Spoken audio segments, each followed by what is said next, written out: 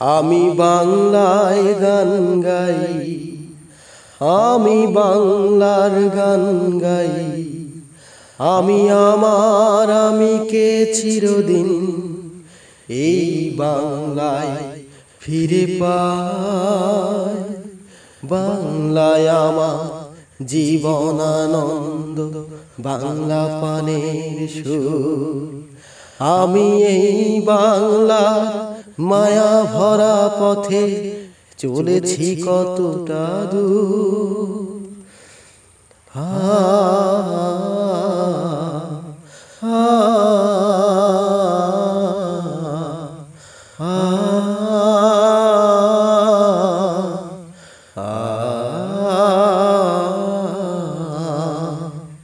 প্রিয় দর্শক, কেমন আছেন সবাই? আমি ইয়ামিন পারভেজ আপনাদের নতুন একটা ভিডিও নিয়ে আসলাম। আসলে ভিডিও চিত্রটা দেখে আপনারা একটু অন্যরকম ফিল করতে পারেন। আজ বেলা 11টার সময় একটি পাটের ভিডিও আপলোড দিতেই কয়েকজন ভাই আমাকে কমেন্ট করে জানিয়েছেন, ভাইজান পাবনা ডিস্ট্রিক্টে এই বছরে পাটের চাষ কেমন আছে। তো প্রিয় দর্শক, আমি চলে আসলাম পাটের মাঠে আপনাদের পাটের ভিডিও দেওয়ার জন্য। অবশ্য আমার জমিটাও দেখতে আসলাম।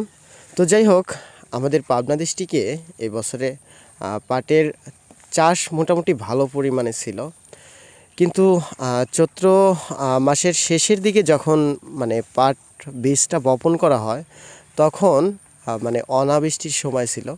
এই জন্য আর কি পাট খুব একটা ভালোভাবে হয় নাই। যাদের মেশিন আছে বা যারা সেচ পদ্ধতি অবলম্বন করছে তাদের মোটামুটি হয়েছে আর কি। আপনারা দেখতে পাচ্ছেন এগুলা পাট সেচ দেওয়ার পরে আর কি বীজগুলা জ্বালাইছে। যে সমস্ত পাট বৃষ্টির আশায় সেচ দেওয়া হয়েছিল না, সে সমস্ত পাট ভালো হয়নি। আপনারা দেখতে পাচ্ছেন এই যে এই জমিটা একদম হয় নাই।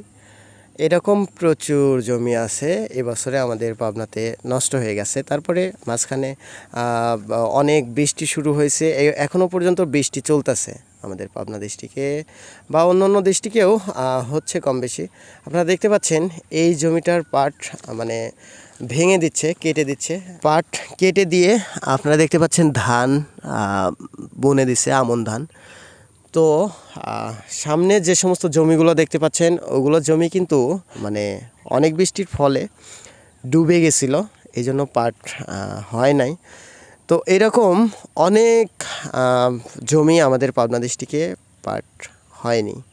তো আপনারা এই ভিডিওটা যেখান থেকে যে ডিস্ট্রিক্ট থেকে দেখতেছেন, আপনাদের কোন অঞ্চলে কেমন পাটের এবছরে চাষ আছে আর কেমন হয়েছে অবশ্যই আমাদের কমেন্ট বক্সে জানিয়ে দেবেন। এতে করে সব ডিস্ট্রিক্টের লোক বুঝতে পারবে যে কোন ডিস্ট্রিক্টের পাট কেমন হয়েছে। আর গানটি কেমন হয়েছে অবশ্যই কমেন্ট করে জানাবেন। ধন্যবাদ সবাইকে।